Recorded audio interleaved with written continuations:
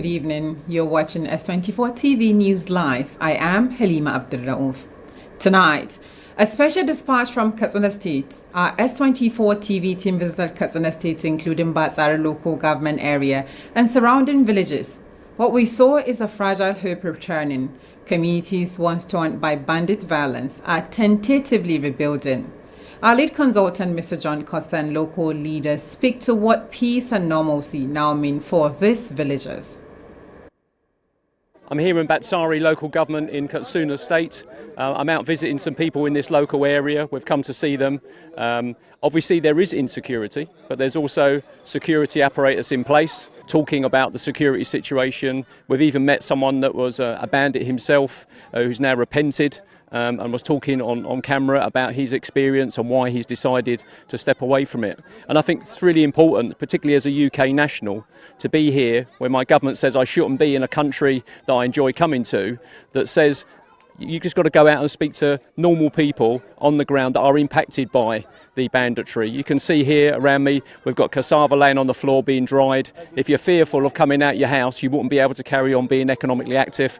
You see the children, they're happy. Lots of football shirts behind me, a few you'd recognise from European football. And I think it's really important that people look at this story and the date and actually check their own social media for what is actually going on. And here I am as someone who's come to visit this place to actually show you what exactly it is. When His Excellency the Governor was sworn in on 29th May 2023, he came to the realization that security is the major challenge in Katsina State. And he promised the good people of Katsina that security is going to be his #1 priority.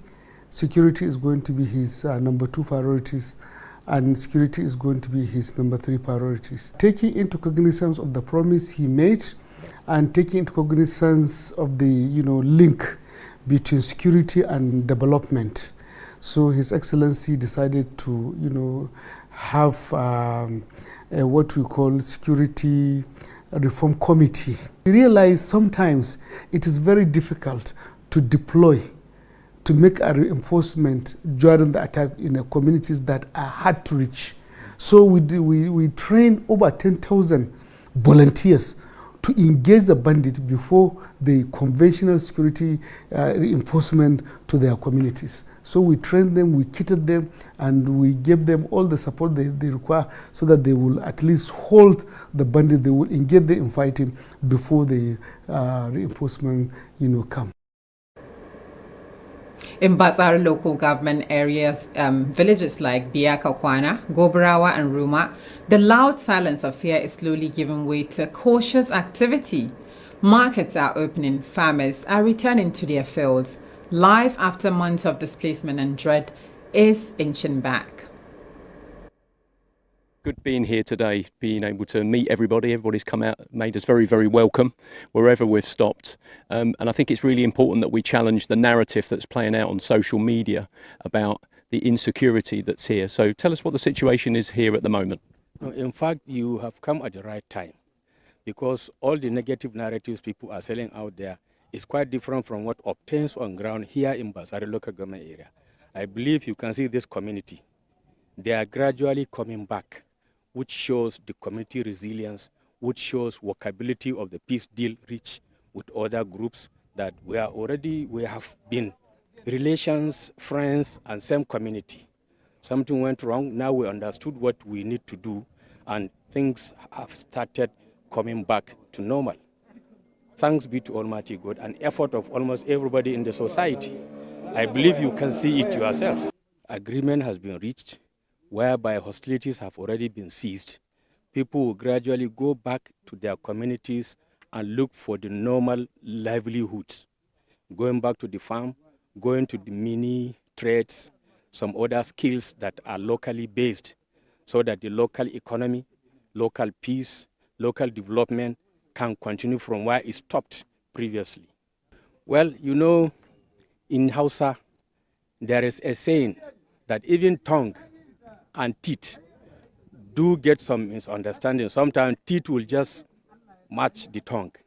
So also if you are staying in a community, even within your family, sometimes you do get something that may not go down well with the other, in the same house, the same family. So that's what it is, and it's normal to human community. It's normal to human beings. Just as peace scholars are saying, conflict is necessary, conflict is unavoidable, but can also generate chance for development as well as progress.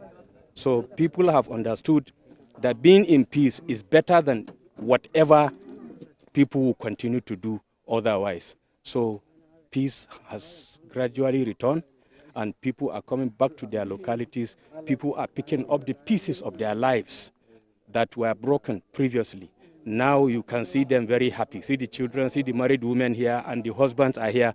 So we too, we are all happy, and we praise the Almighty that has allowed us to reach this moment, and we are hoping for more in the nearest future. We call them Community Watch Corps, that is CWC. They are introduced by this administration of Mr. Malan Dukko Umarada just a year or less than a year when he was sworn in as a governor, which he has that that's our idea for quite a long time. And when he produced these people, we have seen that there are a lot of difference for their work. We have seen a lot of progress because they were able to combat this banditry within the shortest possible time by attacking the informants, because that is the root cause of everything that happened. They are the people that report in and out, and in fact, they start with them. So we have seen a significant change when they started, and I think that is the architecture of what happened today, because they were phrased to the extent that they have to come and look for negotiation, and that is what we have done, and that is what we are enjoying for quite a long time now. We've spent the last few hours in Batsari local government here in Kutsana State in northern Nigeria. We were invited to come and see what the security situation was like after interviewing the governor. I met the Honorary Commissioner for the Ministry of Internal Security and Home Affairs, and we came to Batsari to meet with members of the Community Watch Corps, a local initiative where local people are recruited in order to fight banditry locally. Now, the reason it seems to be quite successful is they're recruited from the local population. They know the area, they know how to get around. And one of the things that became really obvious today, standing in the crowd, a very warm welcome from people. Lots of people have experienced banditry, is the fact that they are amongst the local population. I could have been standing next to someone that was involved in that. I think the story that was most interesting for me was talking to a local imam who had actually been kidnapped himself by the bandits. His family had been kidnapped, his wife, his children. He'd been to pay ransom to get his children back, and then they kidnapped him again. And he actually saw one of them, unrepentant, sitting as a member of his congregation on the Friday. I thought it was important that we came here today with our colleagues to tell you what it's actually like on the streets of Batsari and Rumah, where we were visiting. People came out, going about their daily business, women, children, people going about their commerce on newly constructed roads as part of infrastructure projects. So no matter what you hear and see on social media, this is me reporting live from Batsari, John Costa for S24. On the national stage, President Bola Tinubu has nominated General Christopher Gwabi Musa, retired, the immediate past Chief of Defence Staff, to become Nigeria's new Minister of Defence, replacing Muhammad Badaru Abubakar, who stepped down on health grounds. The nomination was conveyed in a letter to the Senate, with the presidency expressed in confidence in Musa's long military career and leadership ability to strengthen the country's security architecture. The unexpected resignation of the defense ministers stirred widespread attention across the country, coming at a time when national security remains a top concern for many Nigerians. The development has raised questions about what may have prompted the abrupt exit and what it could mean for ongoing security operations. We will be hearing from our correspondent Zainab Ibrahim, who has been out on the streets to gather reactions from citizens as the story continues to unfold. The former Minister of Defense, Muhammad Badaru, recently resigned. And this is coming at a time when Nigeria is experiencing intense security issue. His reason for resignation was health issue. But for Nigerians, how do they feel about this new development? I think the resignation came at a time that Nigeria is on a very serious situation. Security is a problem. I don't really expect him to just honorably resign and go away like that. For me, it shows that there is any security architecture for the country, because if he has a blueprint of what he's going to do to secure Nigeria, I don't think it will be quickened for him to resign the way he did. And secondly, if you come to look at it, since the United States President classified Nigeria as a country of peculiar concern, I expected the Nigerian government with the security architectures to come together and have a definite plan on how to resolve these issues and secure the life of Nigerians, especially this issue of genocide or no genocide. I think everybody knows what is happening in the country. Nobody needs to be told. The country is not safe. People are dying every day. Everywhere has been taken over. Changing the press is not enough. The government also needs to change the way they are handling the issue. Because if the person comes without changing some of the other departments, check where the lapse is, we may not get the result we are looking for. But changing of the press is also part of it. But government also needs to look at the other area, so that will change the way we are handling the issue of security. If you ask me, I will not say that he resigned because of his health issue.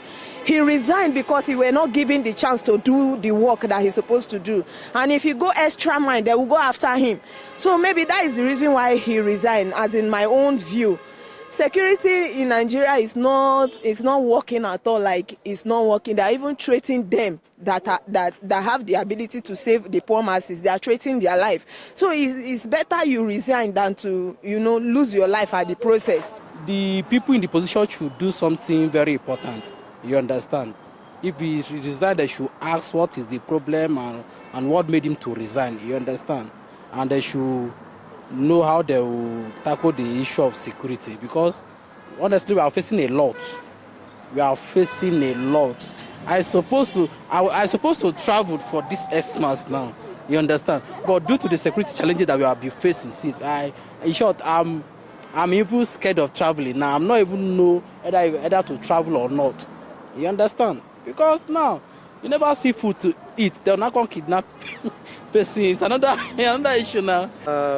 About the sudden resignation, we also heard that the former CG, Christopher Musa, former defense, was the chief of army staff, right? Chief of defense staff, also visited Mr. President. I don't know if he's been nominated, but if he's been nominated, that means I think his resignation is based on mutual respect and for the peace of the nation.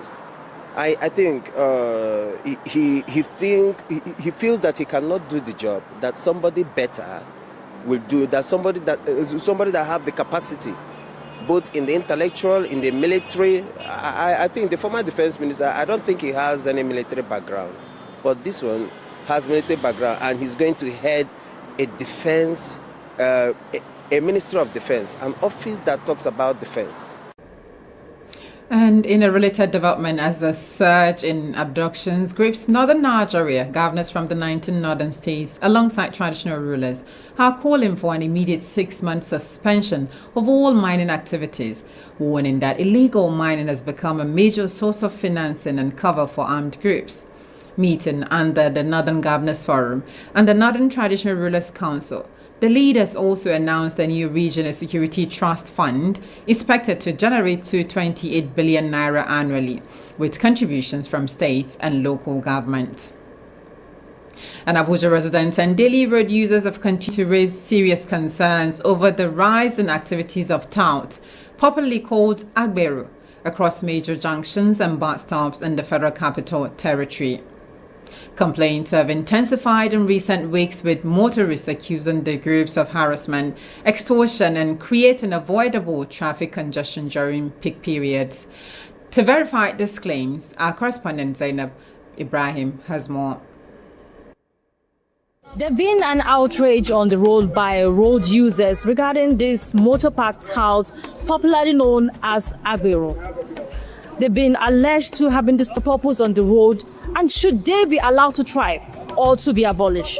All of these questions will be answered by the road users. We have been complaining for ever years the way and the manners Agbero molest our people on the roads. When you reach bus stop like this, we won't carry passenger. Then go remove your key. Then go drag key with you like say they want rope you. Dragging key, you know, all those things. They just talk there to tout. Some of them don't even have ID card as a union ID card. The other day, we almost had a terrible accident because the Agberu was dragging except he will give him some tips. And the driver said no, that he has been paying a lot, so he can also. It's really disturbing. And you know, driver and steering and vehicles are passing. It's not a good one. So I think something should be done about it. We are appealing to the government so that they should help us and not allow them to come and them be molesting us on the roads.